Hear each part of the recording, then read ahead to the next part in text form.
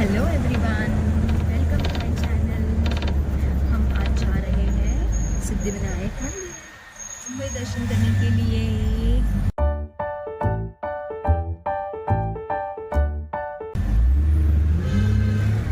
कहाँ जा रहे हैं हम? सिद्धिविनायक दर्शन करने के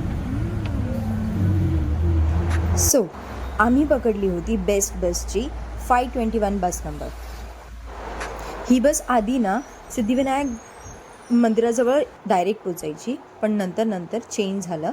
आता ती रूट आहे तो दादर टीटीला उतरवते आणि तिथून आपण 92 किंवा 110 बस नंबर पकडून सिद्धिविनायक मंदिरच्या स्टॉपला उतरू शकतो आणि तिथून आपल्याला थोडं 10 मिनटाचं चालायचं डिस्टन्स आहे.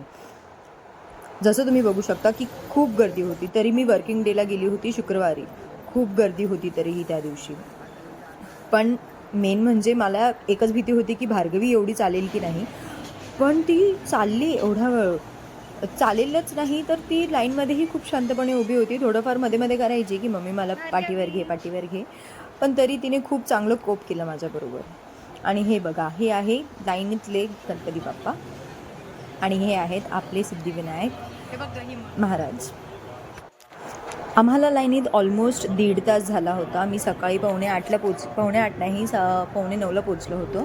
त्यानंतर 10:30 11:15 आमचं दर्शन होऊन गेलं होतं.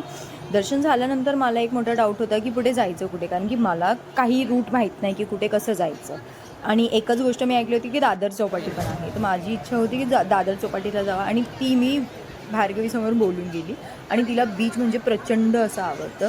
तर मग मीही विचार केला की मी करू तरी काय करू. रूट माहीत नव्हता तर मी गुगल मॅप लावला आणि गुगल मॅप लावत आम्ही कसं तरी चालत बिकॉज मला टॅक्सी स्टँड कुठे हेही माहीत नव्हतं तिकडे दादरला. मी नवी मुंबईत राहते म्हणून मला काही आयडिया नाही की मुंबईमध्ये कसं आहे आणि काय आहे.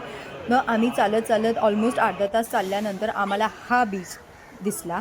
इथून तुम्ही बघू शकतात मागे तुम्हाला बँड्रावरली सीलिंग ही इझिली दिसते आणि याला दादर चौपाटी बोलतात ॲक्च्युली. एवढा मोठा बीच नाही आहे, छोटासा बीच आहे पण फन लविंग आहे. Thanks for watching. See you tomorrow. Bye.